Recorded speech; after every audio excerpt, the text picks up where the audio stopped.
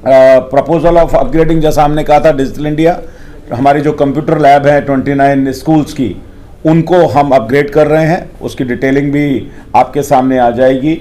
और लास्ट में जो हमारा डिस्ट्रीब्यूशन ऑफ प्री लोडेड, ये पहले भी हमने बताया कि प्री लोडेड जो टैबलेट्स हैं डिजिटल एजुकेशन के लिए, न्यू एजुकेशन पॉलिसी के लिए, और प्रधानमंत्री की जो फ्लैगशिप स्कीम है डिजिटल इंडिया, उसको इम्प्लीमेंट करने के लिए हमने 9th, 10th, 11th and 12th के बच्चों को ये डिजिटल टैबलेट देने का भी जो रेजोल्यूशन है वो हमने पास किया है। तो कुल मिलाकर मैं कह सकता हूं कि हमारे साथी भी डिटेलिंग इसके बारे में आपको दे देंगे कि एनडीएमसी लगातार इन सभी सुविधाओं के लिए, चाहे वो एम्प्लॉयज़ के लिए हो, चाहे वो सिटीज़न के लिए हो, चाहे वो बच्चों के लिए हो जो देश का फ्यूचर है। तो आज का जो मैं कह सकता हूं कि आज की जो काउंसिल मीटिंग है वो दो ही विषयों के लिए डेडिकेटेड है। एक तो प्रधानमंत्री के लिए धन्यवाद प्रस्ताव, और दूसरा जो भारत की इस सरकार की फ्लैगशिप स्कीम है डिजिटल इंडिया, जो 1 जुलाई 2015 को प्रारंभ की थी देश के प्रधानमंत्री ने, उसको हमने डेडिकेट किया है। कुलजीत। धन्यवाद सतीश जी। मेरे साथ हमारे पार्टी के बड़े नेता और एनडीएमसी के वाइस चेयरमैन सतीश उपाध्याय जी, हमारे एनडीएमसी की हमारी साथी मेंबर विशाखा सेलाना जी, एनडीएमसी के डायरेक्टर पीआर राधाकृष्ण जी, और आप सब मीडिया साथियों का आज इस प्रेस कॉन्फ्रेंस में एनडीएमसी की काउंसिल के बाद अभिनंदन स्वागत है। साथियों, जैसे सतीश जी ने बताया कि आज का दिन एनडीएमसी के लिए एक और महत्वपूर्ण दिन था। माननीय प्रधानमंत्री जी ने डिजिटल इंडिया की एक सोच और एक सपना लेके चले हैं, तो उस सोच और सपने को लेके चलते हुए आज एनडीएमसी ने जो बजट में रखा था कि हम 9th, 10th, 11th, 12th के बच्चों को टैबलेट्स देंगे, आज उसको फाइनली अपने एनडीएमसी काउंसिल में अप्रूव कर दिया। हम आने वाले दिनों में जो हमारे नवयुग के स्टूडेंट्स हैं 9th to 12th और जो स्टाफ है उनको टोटल 8,766 टैबलेट देंगे, जिसमें 8,138 टैबलेट हम स्टूडेंट्स को देंगे और 6 to 8 टैबलेट्स हम टीचर्स को देंगे। बड़ा ऐतिहासिक फैसला है। बड़े निम्न परिवार के बच्चे होते हैं, कई बार डिजिटल इंडिया की जब बात करते हैं तो वो किस तरह से करें, कैसे अध्ययन करें। तो कोरोना के बाद भी एक ध्यान आया कि डिजिटाइज करने इसका लाभ होता है, और जब आज माननीय प्रधानमंत्री जी परीक्षा पे चर्चा जैसे अनेक आयाम बच्चों से सीधा कनेक्ट करने के लिए कर रहे हैं, तो उनके लिए एक आवश्यक चीज़ है।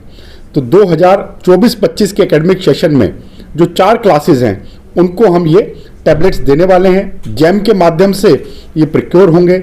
इसके जो L1 बिडर होगा उसको मिलेंगे स्पेसिफिकेशन या डिटेल चर्चा, कुछ कई सजेशन सतीश जी ने उसमें इंपॉर्टेंट दिए कि उसके हमने डाटा कैसे बढ़ाना है, क्या बढ़ना है, जो आपके सामने आ जाएगा। दूसरा एक महत्वपूर्ण और है, हमारे 29 स्कूल्स में 29 स्कूलों में हमारे एनडीएमसी की कंप्यूटर लैब है। लंबे टाइम पे कंप्यूटर खरीदे गए थे, जो 2010 में, 2014 में, 2018 में, ऐसे लगभग 557 टोटल कंप्यूटर्स हैं जो लिए गए थे। अब उनको लैब्स को अपग्रेड करना, नए उनके लिए आईटी डिपार्टमेंट ने टेंडर प्लान करना, वो सारी प्रक्रिया है। तो आने वाले दिनों में हमारा जो एनडीएमसी का स्टूडेंट और क्लास है वो पूरी तरह बच्चों के पास टैब्स होंगे, हमारे जो कंप्यूटर लैब्स हैं वो अपग्रेड होंगे, और जो हमारे स्मार्ट बोर्ड हैं वो भी कुछ इश्यूज थे वो भी ठीक होके माननीय प्रधानमंत्री जी की सोच, जो डिजिटल इंडिया की सोच है, उस पर आगे बढ़ गए हैं। इसके लिए लगभग एक बजट भी जो 24.73 जो मैंने टैबलेट्स का बताया, 24.73 करोड़ का एक बजट की अप्रूवल भी हुई है, जो पहले ऑलरेडी उस बजट के अप्रूवल में ऑलरेडी था। और एक जैसे सतीश जी ने बताया, उसकी डिटेल विशाखा जी बताएंगी। मैंने एक प्रस्ताव रखा जिसको आज भारत सरकार की कैबिनेट में भी एक प्रस्ताव पास हुआ, और एनडीएमसी के सभी सदस्यों ने ध्वनिमत से माननीय प्रधानमंत्री जी का धन्यवाद करते हुए उस प्रस्ताव को पास किया। साथियों, हम सबके लिए 22 जनवरी बड़ा गौरव का दिन था। 22 जनवरी इतिहास में काल चक्र में भारत की एक नई तारीख और तस्वीर लिखी गई है। माननीय प्रधानमंत्री जी ने जिस तरह से कहा कि राम समस्या नहीं समाधान है, राम अग्नि नहीं ऊर्जा है, तो देश में एक नई ऊर्जा के साथ आज देश तरक्की कर रहा है, और देश के यशस्वी प्रधानमंत्री, विश्व के लोकप्रिय नेता माननीय प्रधानमंत्री जी का हम सब लोग पुनः धन्यवाद करते हैं कि किस तरह से त्रेता युग में जब राम आए वो अनुभूति हुई थी। आज भारत के 140 करोड़ लोगों को पुनः और भारत से बाहर रहने वाले प्रत्येक भारतीयों को वो एक अनुभूति हुई है और राम 500 साल के संघर्ष के बाद पुनः अयोध्या विराजमान हो गए हैं। तो आप सब मीडिया कर्मियों को भी मैं आमंत्रित करता हूं कि आप सब लोग भी रामलला के दर्शन करने वहाँ अवश्य जाएं। एक बात साथियों मैं और संज्ञान में डालता हूं, आज केजरीवाल जी को आना था। एनडीएमसी काउंसिल की लगातार तीसरी मीटिंग को वो स्किप कर गए हैं, तो निश्चित रूप से अगली मीटिंग में उनके ऊपर पुनः जब 3 मीटिंग को स्किप कर गए हैं तो उनके ऊपर क्या रूल बुक आएगी उसको हम देखेंगे। तो किसी ने मुझे बताया कि अरविंद केजरीवाल को बुखार हो गया, कल तक इन्फॉर्मेशन थी आएंगे। तो मैं मीडिया के माध्यम से अरविंद केजरीवाल जी को पूछना चाहता हूँ, शिक्षा से जुड़े इतने महत्वपूर्ण मुद्दे अरविंद केजरीवाल जी आज एनडीएमसी में आए हैं, शिक्षा से जुड़े बच्चों के भविष्य डिजिटल इंडिया को लेकर महत्वपूर्ण मुद्दे आए हैं, पर ईडी का डर अरविंद केजरीवाल जी इतना सता रहा है आपको कि अपनी एनडीएमसी में की काउंसिल मीटिंग से भी नहीं भाग रहे। कब तक भागोगे अरविंद केजरीवाल जी? जो भ्रष्टाचार शराब घोटाले का किया है आपने, उसका जवाब भी देना पड़ेगा, हिसाब भी देना पड़ेगा। और ये सरकार मजबूत सरकार है, कोई भी भ्रष्टाचारी नहीं बचेगा। तो आप मत भागिए, अगर भ्रष्टाचार किया है तो जवाब देना पड़ेगा, हिसाब देना पड़ेगा। और आज पुनः ऐसा उन्होंने तीसरी बार आज मीटिंग में नहीं आए, अगली बार हम आपस में चर्चा करके क्या प्रस्ताव लाते हैं उसको भी देखेंगे। धन्यवाद। हमारे एनडीएमसी के वाइस चेयरमैन आदरणीय सतीश उपाध्याय जी, कुलजीत चहल जी, डायरेक्टर महोदय और पत्रकार भाई और बहनों, सबसे पहले तो मैं आप सभी को 22 जनवरी को प्रभु श्री राम की प्राण प्रतिष्ठा के उपलक्ष्य में आप सभी को बहुत बहुत बधाई देती हूँ और शुभकामनाएं देती हूँ। और मैं कहूँगी कि आप लोगों ने जिस तरीके से पूरे विश्व में, न केवल भारतवर्ष में, पूरे विश्व में मीडिया के माध्यम से सब लोगों तक, जो लोगों में उत्साह था, जोश था और इतनी उमंग थी कि हर व्यक्ति के नज़रें इस तरीके से दिखाई दे रही थी कि सच में हम इतने सालों से जिस घड़ी की हमें प्रतीक्षा थी वो घड़ी हम लोगों ने खुद साक्षात हम लोगों ने देखी है और हम सभी उसके साक्षी बने हैं। हम सब के लिए बहुत ही गौरव की बात है। और मैं तो यही कहूँगी कि प्रभु श्री राम ने हम सभी को वो अवसर दिया कि हम सभी उसके साक्षी बने। तो एक जोरदार जय श्री राम, जय श्री राम, जय जय श्री राम, जय जय श्री राम। वैसे तो जो काउंसिल मीटिंग के विषय थे, आदरणीय सतीश उपाध्याय जी ने सभी विषय बहुत ही विस्तार से, सारी डिटेल से आप लोगों के समक्ष रख दिए हैं। और उसी काउंसिल मीटिंग में एक प्रस्ताव पास हुआ। कुलजीत चहल जी, गिरीश सचदेवा जी, हमारे वाइस चेयरमैन आदरणीय सतीश उपाध्याय जी और पूरी काउंसिल ने ध्वनि मत से सर्वसम्मति से उस प्रस्ताव को पास किया। तो मैं आपके समक्ष उस प्रस्ताव को जरूर पढ़ना चाहूँगी जो हमने पास किया है। हम सभी नई दिल्ली नगर पालिका परिषद के सदस्यों की ओर से हमारे माननीय प्रधानमंत्री श्री नरेंद्र मोदी जी को 500 साल के लंबे इंतजार के बाद अयोध्या में राम मंदिर के निर्माण के लिए बहुत बहुत धन्यवाद देते हैं। राम मंदिर के निर्माण के बाद प्रभु श्री राम के बाल रूप में विग्रह की प्राण प्रतिष्ठा हमारे माननीय प्रधानमंत्री श्री नरेंद्र मोदी जी द्वारा 22 जनवरी 2024 को की गई है। इस पूज्य एवं पवित्र कार्य के लिए हम सभी सदस्य प्रधानमंत्री जी के आभारी हैं, क्योंकि सदियों के अभूतपूर्व धैर्य, अनगिनत बलिदान, त्याग और तपस्या के बाद हमारे प्रभु राम आ गए हैं।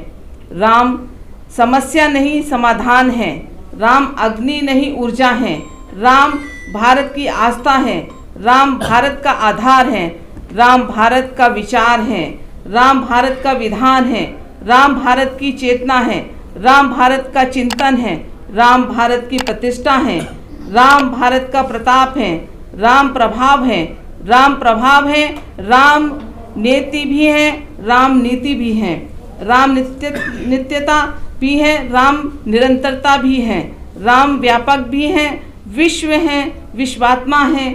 इसलिए जब राम की प्रतिष्ठा होती है तो उसका प्रभाव शताब्दियों तक नहीं होता है, उसका प्रभाव हजारों वर्षों तक होता है। पुनः माननीय प्रधानमंत्री श्री नरेंद्र मोदी जी की हृदय की गहराइयों से आभार एवं धन्यवाद। एक जानकारी और मैं आप सब लोगों के साथ साझा कर रहा हूं।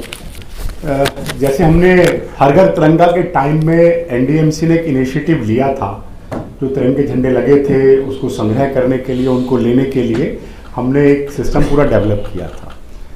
राम जन्मभूमि प्रभु श्री राम के जिस तरह से प्राण प्रतिष्ठा हुई तो एक बड़ा उन्माद था, चाहे मार्केट एसोसिएशन हो, चाहे RWS हो, सब जगह राम ध्वज राम पताका लगे हुए हैं, अलग अलग स्थानों पर है। तो मेरा आज हनुमान मंदिर से जो सीपी में है उनसे बात हुई, विनय मार्ग पे हनुमान मंदिर है वहाँ से बात हुई, हमारा दूसरे राम मंदिर है उनसे बात हुई, ऐसे कई मंदिर अलग अलग बात हुई। फिर मेरी चेयरमैन साहब से भी बात हुई, हम सब मेंबर्स ने उसको आपस में बैठ के करा कि वो सब जो राम ध्वज पताका भगवा ध्वज जितने भी लगे हैं उन सबको एक जगह संग्रहित करके उन सबका किस तरह से पूर्व तरीके से विधि विधान से उनका हो, उसकी एनडीएमसी चिंता करेगी। आपके समक्ष उसका क्या हेल्पलाइन नंबर होगा, क्या वो आपके समक्ष वो आ जाएगा, क्योंकि इसके बाद 26 जनवरी भी हमारे आने जा रही है, उस दिन अब तिरंगे भी होंगे। तो इन सब लोगों के लिए जिस तरह से उन्माद राम जन्म भूमि प्राण प्रतिष्ठा के था, तो उन सब, क्योंकि उस पर प्रभु श्री राम का चित्र भी है, भगवा ध्वज भी है, ओम भी है, तो उन सबको प्रॉपर विधि विधान से एनडीएमसी ने अपनी पूरी डिटेल प्लानिंग करी है, वो आप तक शाम तक उसको आ जाएगी। इसकी डिटेल जानकारी हम आपको अपनी प्रेस रिलीज में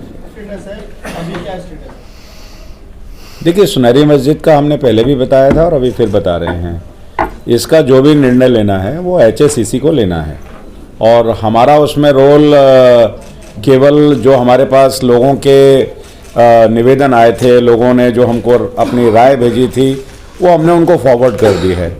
और ये मैटर जो है सब जुडिश है, कोर्ट के आदेश से हो रहा है, तो इसकी जानकारी एनडीएमसी का काम जितना था वो हमने पूरा किया। हम एक इम्प्लीमेंटिंग अथॉरिटी हैं, हमारे को तो जो कोर्ट कहेगा, हमारे को जो HSCC कहेगी उसका पालन हम करेंगे। हमने जो अपना काम है वो पूरा करके उनको भेज दिया है। जहाँ तक नंबर का सवाल है, जहाँ तक इन सब चीज़ों का सवाल है, ये सारा मैंने कहा कि सब जुडिश मैटर है। इस नंबर को, ये नंबर आपको HSCC बताएगी, NDMC will not be able to tell you anything. Sir, क्या और जो सेंट्रल विस्टा एक्सटेंशन को लेके क्या कुछ बातचीत हुई है? और भी जो एरियाज हैं सेंट्रल विस्टा के आसपास के, क्या उनको भी कहीं ना कहीं रिमॉडल करने का? आप स्पेसिफिक सवाल पूछ रहे हैं, इसलिए हमारे को जब जो यूडी मिनिस्ट्री की तरफ से आएगा उसके बारे में हम उतना ही एक्ट करेंगे। प्रोबेबिलिटी में, बिकॉज मैंने कहा ना, हम इम्प्लीमेंटिंग अथॉरिटी हैं, हम एक निगम हैं, निकाय हैं। ये यूडी अथॉरिटी हमको कहेगी कि हमको यहाँ ये करना है, उसी हिसाब से हम उस पर आगे काम करेंगे। एप्रीहेंशन में मैं कोई भी आपके सवाल का जवाब नहीं दे सकता हूँ। नहीं, मैं वही पूछ रहा हूँ, सुनहरी बाग को छोड़ के। मैंने वही तो आपको कहा, सुनहरी बाग को छोड़ के बाकी भी किसी भी रोड का विस्तार अगर होना है तो इसकी जो भी जानकारी है, जो करना है, वो यूडी मिनिस्ट्री करेगी, not the NDMC. We are not the land owning authority. वो जो कहेंगे उसके हिसाब से हम इम्प्लीमेंट करना है, हमको करना। तो they will take the decision how will do. We have only to, हमें तो जो पानी की सप्लाई देनी होगी, बिजली की सप्लाई देनी होगी, उसके लिए क्या होमवर्क करना है, पावर की डिमांड आने वाली है, बढ़ने वाली है, उसका क्या डिटेल होमवर्क करना है, वो डिटेल होमवर्क हम प्लानिंग कर रहे हैं। इतना बड़ा सेंट्रल विस्टा का एक हमारे सामने एक नया भारत खड़े होने जा रहा है, उसकी पूरी तैयारी हम कर रहे हैं, उसकी डिटेलिंग दे देंगे। और CPWD इसको देखेगा प्राइमरीली, हम तो इम्प्लीमेंटिंग अथॉरिटी।